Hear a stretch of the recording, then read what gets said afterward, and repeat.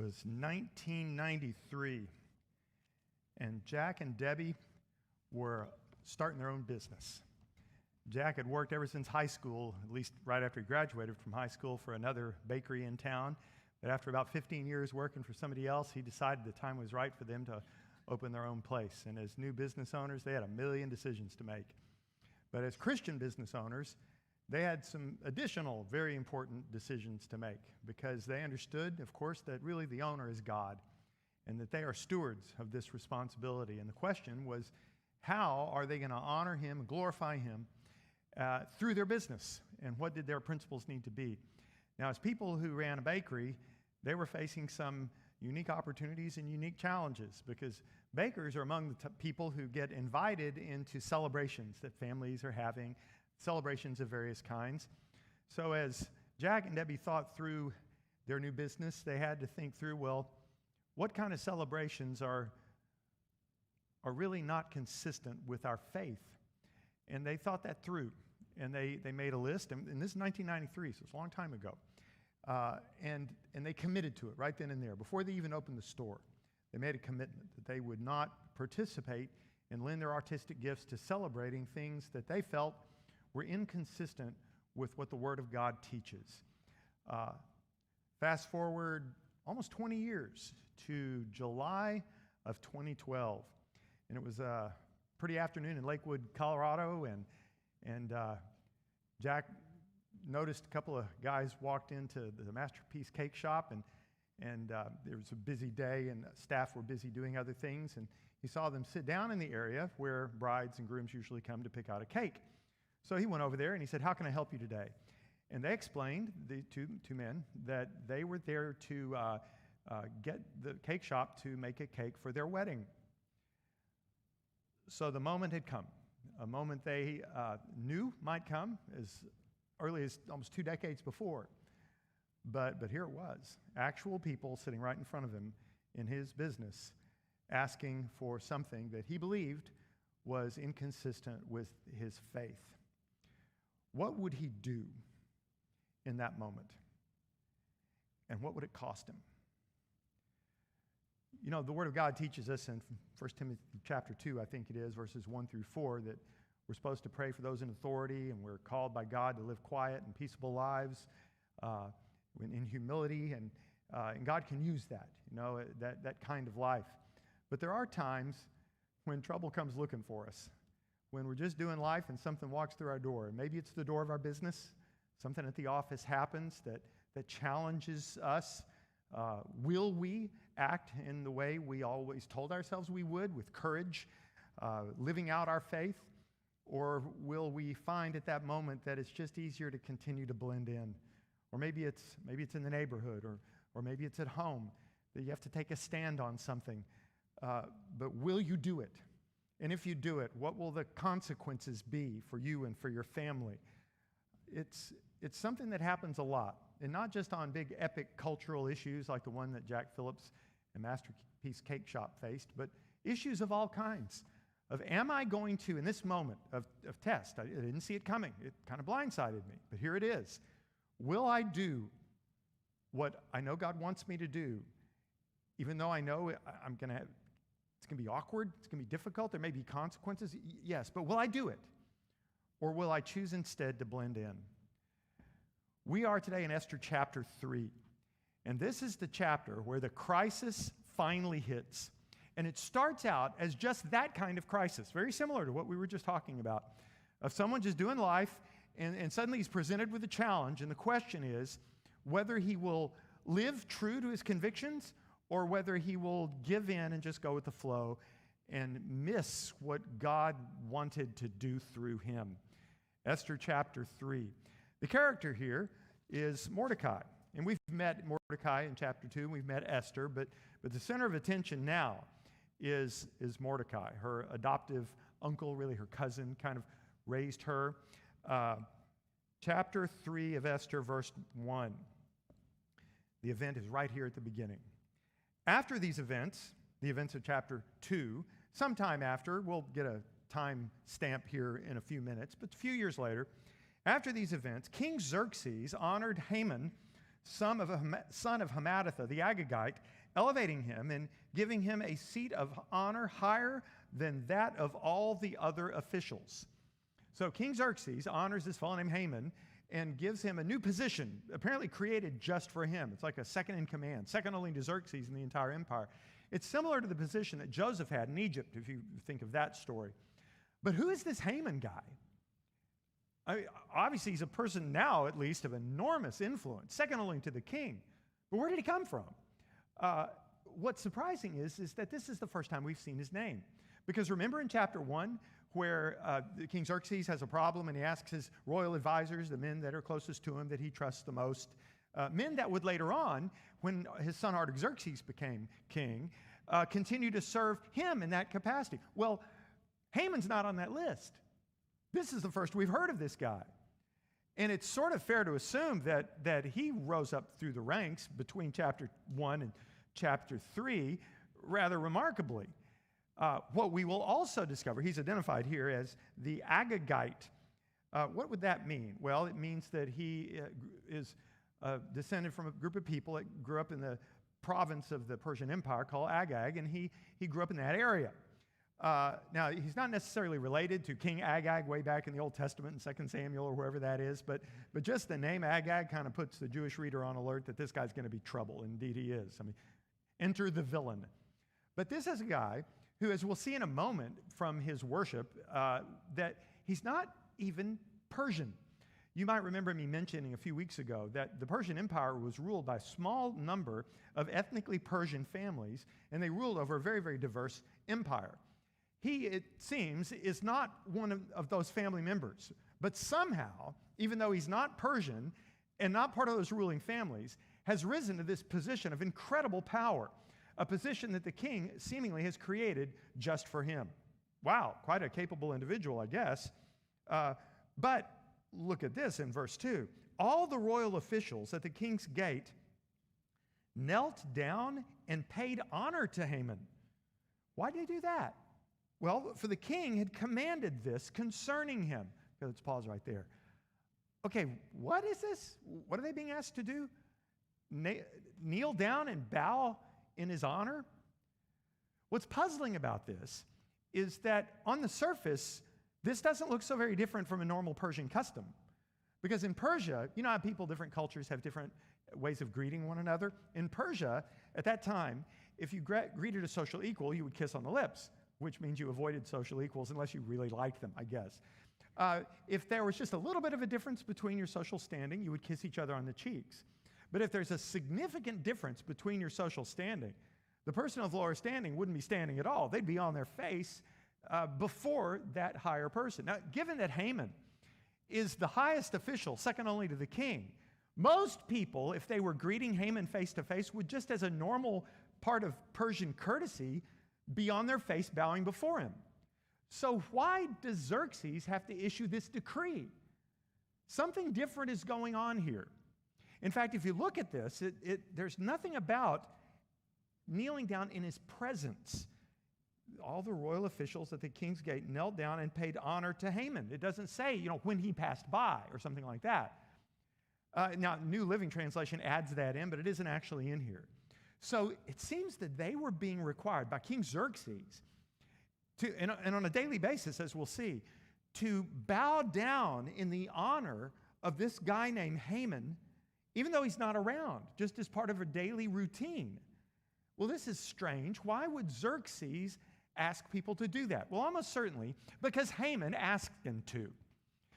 As we get to know Haman through the rest of the book, you'll sort of understand his character a little better, and it's easy to imagine this man who's enormously powerful, but he's still not Persian.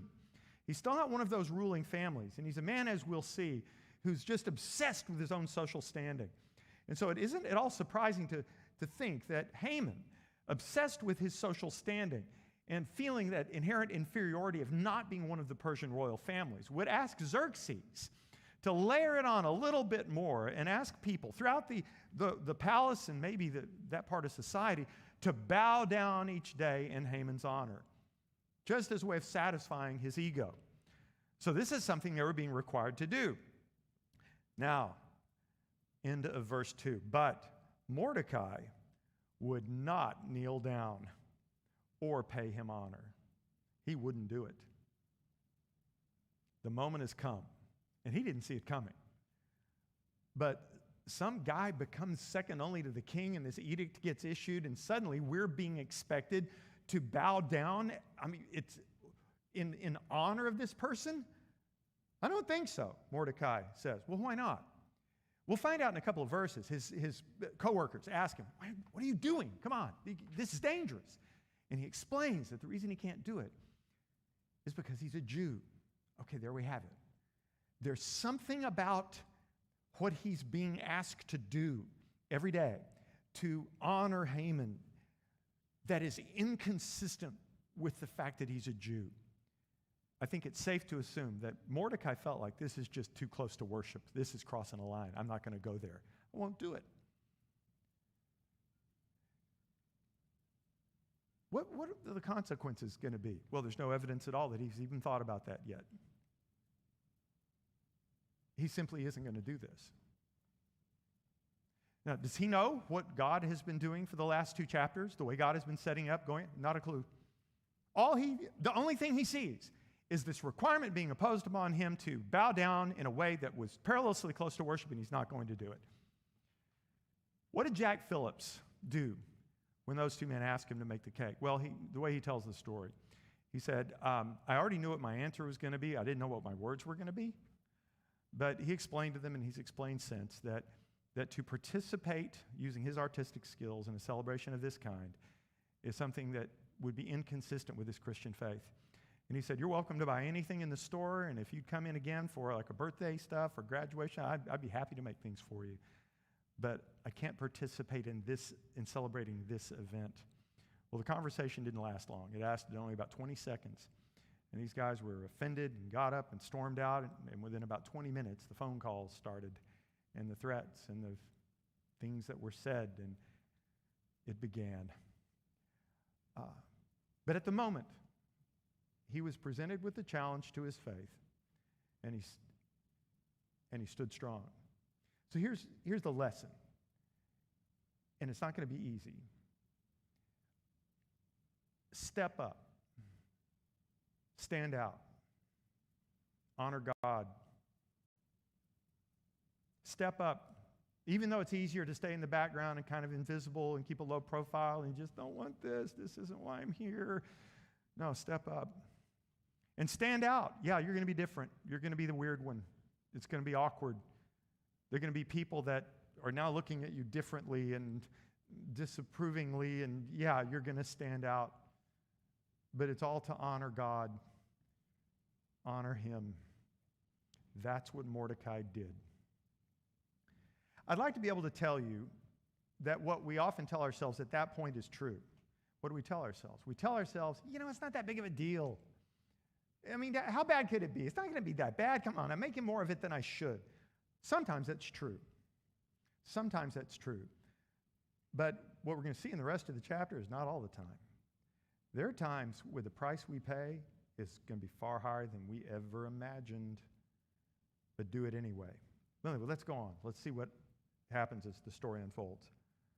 Verse 3, then the royal officials at the king's gate, people that he worked with, asked Mordecai, why do you disobey the king's command? What are you doing?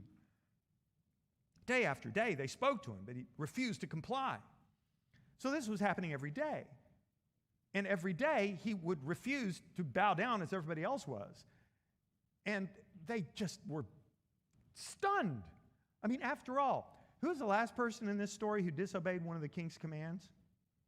Vashti.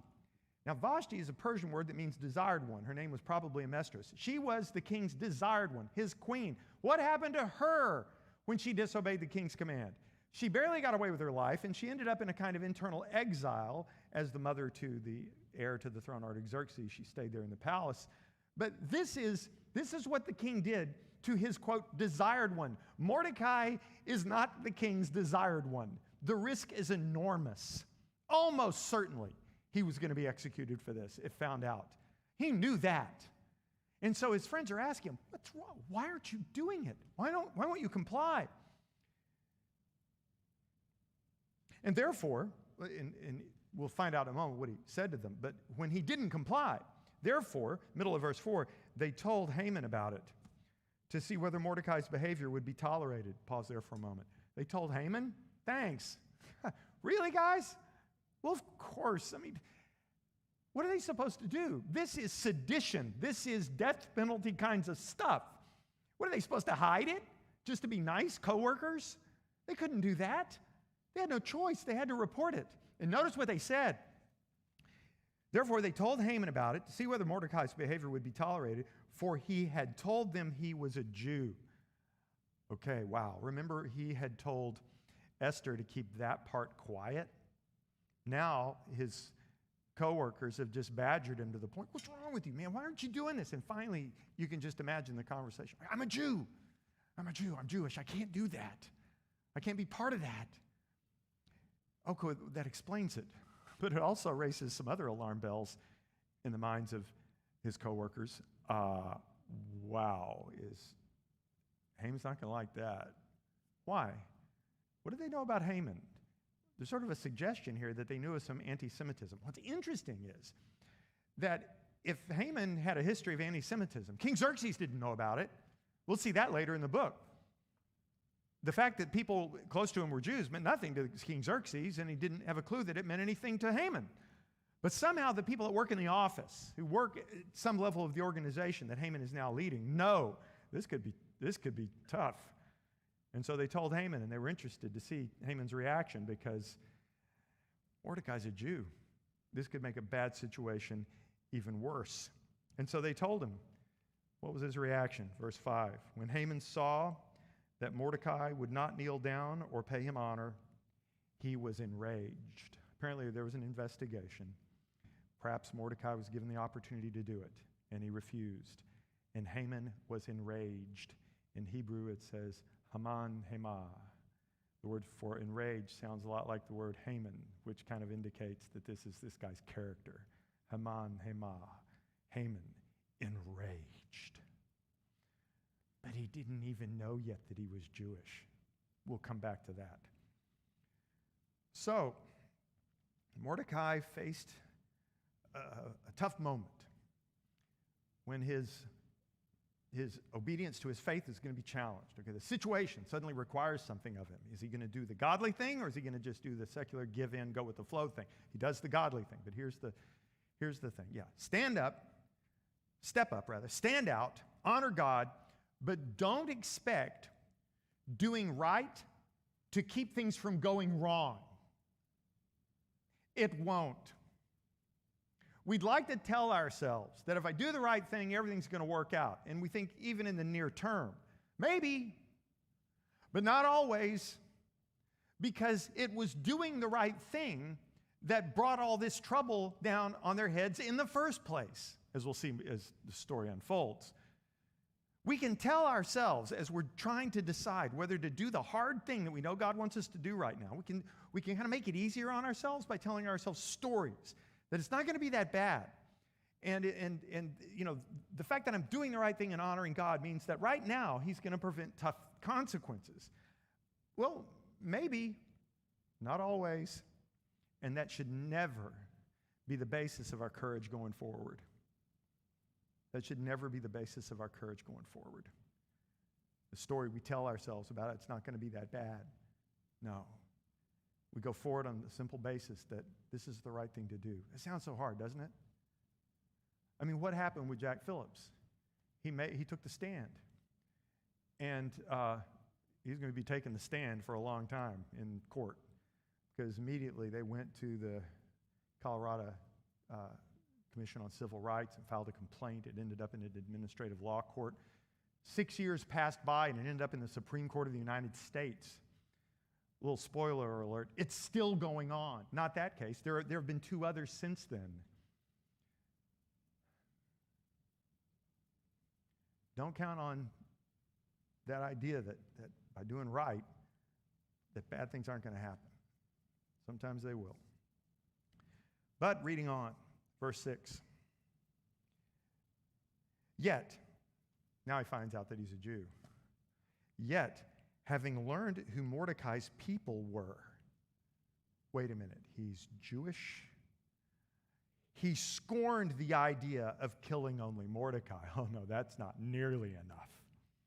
Oh no, that's what he planned to do. Let's kill this guy. But he finds out he's Jewish. Suddenly killing him only is not enough. Instead, Haman looked for a way to destroy all Mordecai's people, the Jews, throughout the whole kingdom of Xerxes. Genocide. That's the plan. Keep in mind, at this point, Mordecai doesn't know any of this is going on.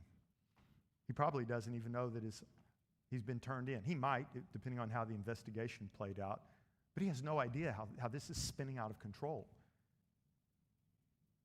And so, Haman's acting on this. And so, in the 12th year of King Xerxes, in the first month, the month of Nisan, they cast the pur, that is the lot, in the presence of Haman to select a day and month. We'll pause there for a moment. Notice the timing.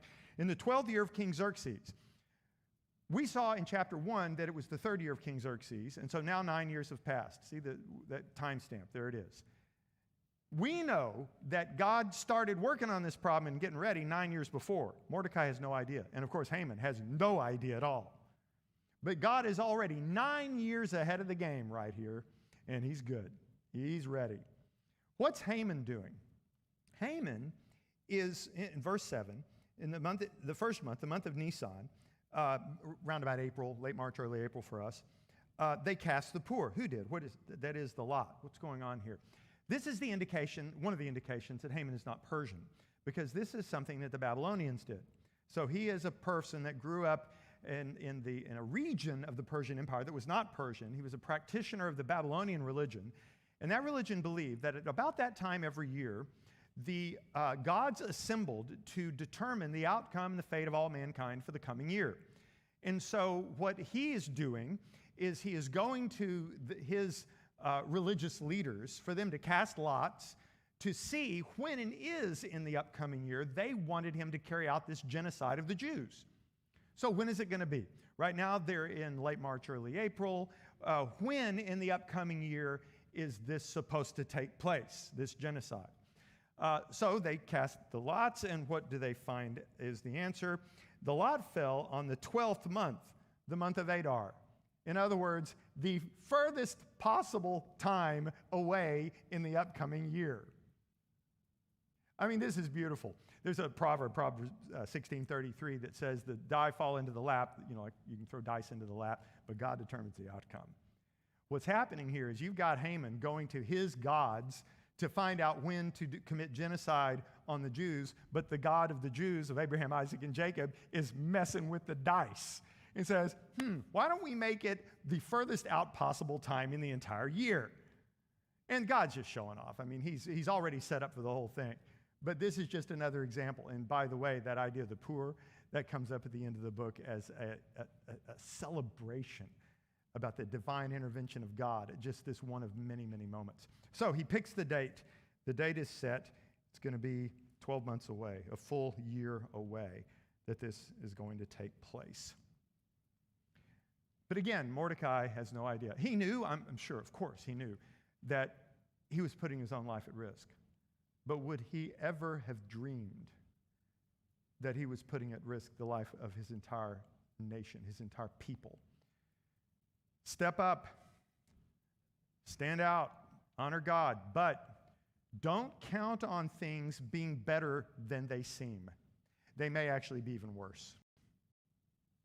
Oh, it's not going to be that bad. We talked about this a little bit before, but this is the idea of it getting, how bad could it be? Well, apparently sometimes a lot worse than you think. God doesn't call us to follow him with courage because things aren't actually as bad as they seem.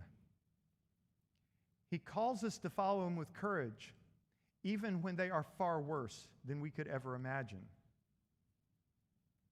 And why would he do that? Because he's up to it. He can handle it. Don't count on moving forward on the assumption that, things are actually better than they seem. They may actually be far worse, as we see here. So the story continues. By the way, as powerful as Haman is, he can't just order the genocide of the Jews. He can't do that. That's too much. So he's got to get the king's permission. That's what he does next. Verse 8. Then Haman said to King Xerxes, there's a certain people dispersed and scattered among the peoples in all the provinces of your kingdom, whose customs are different from those of all other people, and who do not obey the king's laws. Okay, let's look at that accusation. Notice, first of all, he doesn't mention who they are. He doesn't say, I want to talk to you about the Jews. Doesn't mention their name at all. Would it have been a problem for the king if he had? Probably not. Makes no difference. I mean, the king knew it was going to be somebody. He was talking about some group. But it was no interest to the king which group that might be. But what we'll see later, this is just so amazing, is the fact that Haman doesn't mention who it is ends up being another beautiful little detail that God uses to yank the rug out from under Haman later on. It's fantastic. But the fact that Haman just doesn't mention the name proves that God's not just influencing the dice. He's also in control of even the very words that come out of Haman's mouth in a way that would make Haman crazy if he realized it. So he just doesn't mention it. Hugely significant later on, as we'll see. But for now, he says about the Jews, they're dispersed and scattered. You could put it this way, they're scattered but unassimilated. They're all over the place. They're every place. I mean, they live all around the empire. He said, but the funny thing about them is that they don't blend in. They keep some of their distinctives. They don't just kind of, like, they're not chameleons. They don't start looking like the rest of us. They continue to be different. Okay, well, that's probably true. But then he says this, and this isn't true at all. They're different from those other people and who do not obey the king's laws. Okay, hang on. That's just wrong. What do you mean they don't obey the king's law? Now, granted, Mordecai is in violation of one specific law. But the accusation that they don't obey the king's law, it's nonsense. They're a good law-abiding people. But still, that's the accusation. And because he says that, here's what he says to the king. It is not in the king's best interest to tolerate them. Something's got to be done about these people. No mention of the Mordecai incident or how offended he is. Or no, that's fails to mention all of that about how personal this really is. No, it's all in the king's interest, you see. It's not in the king's interest to tolerate them. So, he's got a suggestion. Verse 9, if it pleases the king, let a decree be issued to destroy them, and I will put 10,000 talents of silver into the royal treasury for the men who carry out this business. That's the suggestion. I'm doing it for you, king, but here's the suggestion. We need to deal with these people. We need to kill them all. And I'm putting up 10,000 talents of silver to do it. That's a fantastic sum of money. I don't know where Haman got it. But this is like equal to a third of the tribute of all the provinces into the palace in a year. I mean, it's an incredible amount of money. And he's putting it at the king's disposal to use to fund the genocide. So, he's all about helping the king, right? In the king's interests. So, verse 10, the king took his signet ring from his finger and gave it to Haman, son of Hammedatha, the Agagite, the enemy of the Jews. We can add that now. And he said this, keep the money, the king said to Haman, and do with the people as you please. That's the NIV translation, keep the money. It's really sort of this. The money and the people are yours to do with as you please. So the king accepts the money on behalf of the imperial treasury, but then returns it to Haman, puts it at his disposal to carry out the genocide. The people and the money are yours to do with as you please. And he gives him the signet ring, which is the king's signature on any royal decrees. Haman now has everything he needs. Everything he needs.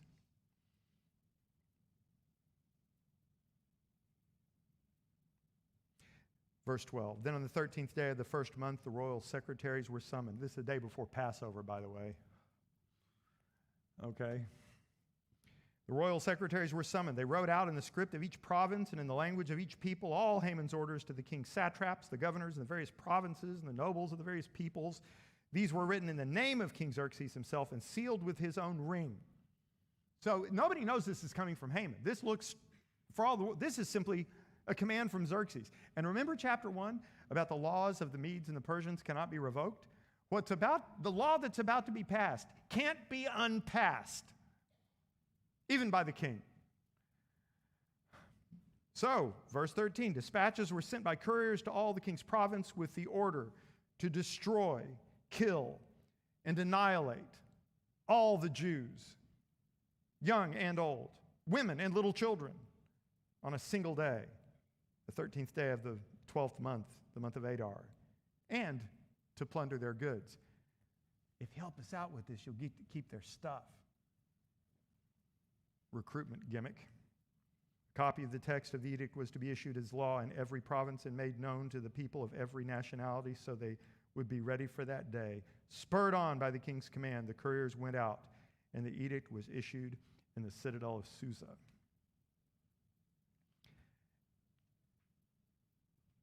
And that's when Mordecai finds out.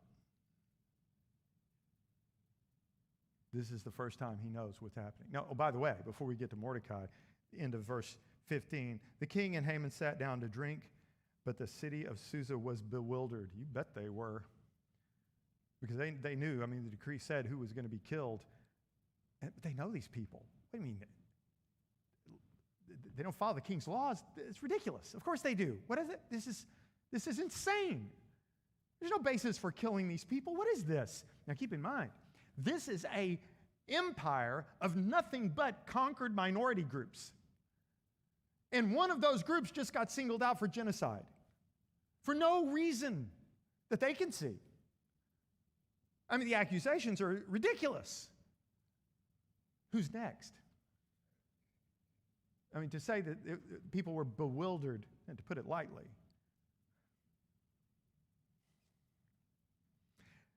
Little lesson here before we get to Mordecai's reaction. Step up. Stand out. Honor God. But don't expect the system to set things right. It might not. Now, I grew up in a world where you would think, you've got these rights, and the courts will step in and things. I don't know very many of us who are as naive as we used to be. Yes, Jack Phillips' case went all the way to the Supreme Court where they won 7-2. But it was a very limited ruling that simply said that they are being treated with obvious hostility, prejudicial hostility by the state, by the Civil Rights Commission and so forth, and that these actions were wrong and unjustified. And so they found for Jack Phillips. But they issued only a very limited finding and didn't address the issues of free speech or free exercise, the First Amendment issues, didn't touch on that at all, which left the door open for another lawsuit. And in fact, a second order for a second cake was made on the day that it was announced that the first case was being accepted by the Supreme Court, before it even went there, round 2. That case was eventually thrown out because that also, it's clear the hostility and prejudice were obvious, and so that case was thrown out. So another cake was ordered, round 3. And the attorney who's now ordering these cakes has said, under oath in deposition, when this case gets thrown out, the next day I'm going to be ordering another cake. And 10 years almost, coming up in July, will pass very soon, and he is still in court. There are from time to time rulings that are favorable to religious freedom. Other times there are rulings that are hostile to religious freedom. And I think we're all getting wise enough to know from people in our society that have been trying to tell us a long time that the laws don't always work the way they're advertised, that don't expect the system to set things right. It won't. Sometimes it will. A lot of times it won't. And see, all of these things, the don't expect and don't count on, they're all, why do I say that? Well, for one thing, that's what the text is showing us. But here's why it's important. If I'm stepping up to follow God because I'm telling myself it's really not that bad, or, well, it's a little bad, but it couldn't get any worse, or, hey, I'm really safe because the government's going to help me out. None of those things should be the basis of your courageous faith, because every one of those things is going to fail you at some point. Yes, step up, stand out, follow God, honor Him, but do it because you're trusting Him. Not because the situation isn't that bad, or it couldn't get worse, or the system's going to bail you out, and really it's all right. It may be horrible, but you're stepping up, Trusting not the system, but God. So finally, just briefly, chapter 4, verse 1, we see Mordecai's reaction. When Mordecai learned of all that had been done, he tore his clothes, put on sackcloth and ashes, went out into the city wailing loudly and bitterly. Oh no, what have I done? What has happened here? Now I want you to imagine something with me. Now keep in mind, he has no idea that he's in chapter 3, actually the beginning of chapter 4 of a book. He doesn't have a clue what God has been doing for the last 9 years. He has no idea that the pieces are already in place. All he knows is that he took a courageous stand to honor God, and now his entire ethnicity is at risk. I mean, his entire people are about to be victims of genocide because of what he did. Now, how might his reaction have been different if he knew what we knew about chapters 1 and 2? How might his reaction have been different if he was absolutely convinced? Even though he didn't know maybe all the details of how it was going to work out, but he was absolutely convinced that God was on the case. Would his reaction have been different? Well, I can show you what his reaction might have looked like. Just think about Shadrach, Meshach, and Abednego back in Daniel. They were told that you need to bow down before this golden statue. And they said no. And Nebuchadnezzar threatened to throw them into the fiery furnace. What was their reaction? Well, you can do that if you want, but our God can rescue us even from that. But even if he doesn't, even if he chooses not to, we're still not going to bow down before your idol. You know, I don't think that was the reaction he usually got. I mean, that is a magnificent reaction, but it's a reaction of people who know that God is in it. A reaction of people who know that they're not alone. A reaction of people who know that if I honor God, I can trust him with the outcome, regardless of what it looks like. Now, how would Mordecai's reaction, how might it have been different if he'd known that? And how would our reaction be different if we knew the same thing? The next time there's something we know we should do, because we know it would honor God. You know, it's almost never unclear, that piece. It's usually really clear. This is what I need to do. What's not clear is what's going to happen if I do it. What's not clear is what people are going to think of me. What price will I pay? Now, Jack Phillips, he's been defended pro bono by the Alliance Defending Freedom for all these years, but he's still taken a terrible hit in terms of the business. He's taken a hit in terms of the stress that his family's been under, the threats that they've experienced. But it's made all the difference in the world to him to know that God's in it. Let me tell you when he realized that. It was that very first day. Those guys had come in, asked for the cake, then they left.